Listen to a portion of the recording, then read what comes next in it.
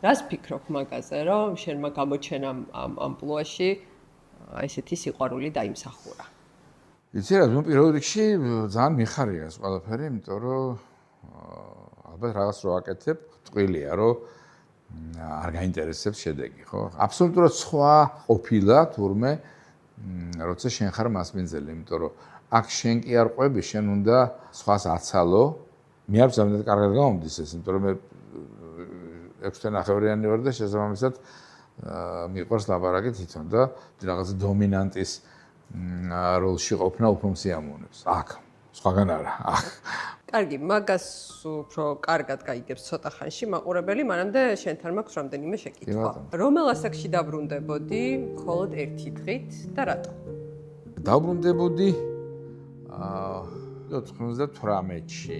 დედაჩემი გარდაიცვალა და მე დაბრუნდებოდი წინა დღეს.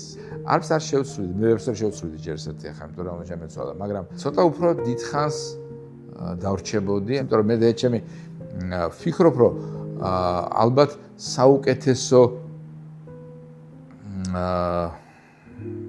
კუთხით დამამახსოვრდა, იმიტომ რომ ბოლო რაც მახსოვს, რომ ზურა ვიკაშვილი, ჩემი მეგობარი და მისი მეგობარი ამავდროულად იყო მოსული პალატაში სტუმრად და მუსიკა იყო ჩართული და ცეკვავდა იმასთან. ანუ მე რო გამოვედი, მე ვნახე დედაჩემი ბოლოს კარხასაზე გაღიმებული მოცეკვავე ჩემ მეგობართან. ეს იყო რაც ჩამჩა.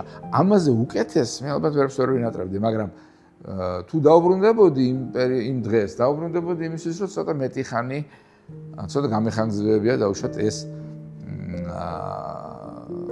სიამოვნება, თქვათ, თუნდაც ულაპარაკოთ და უბრალოდ მეც კი რა ამისთვის. კარგი, დაგიტოვებ ტრადიციულად მაშინ ამ კითხვებს. კი ბატონო, ცოტა ხანში მოვაგიდეო საუბარს. მოვიდა ჩემი ზმა. აბა, ესე იგი ვიხსენებდი გუშინ, პირველ დროის გნახე და მე გამახსენდა თო რამდენი წელი გავიდა, მერცო ჩემო რა. ის მე ჩავწერა. ხო, მე ჩავწერა.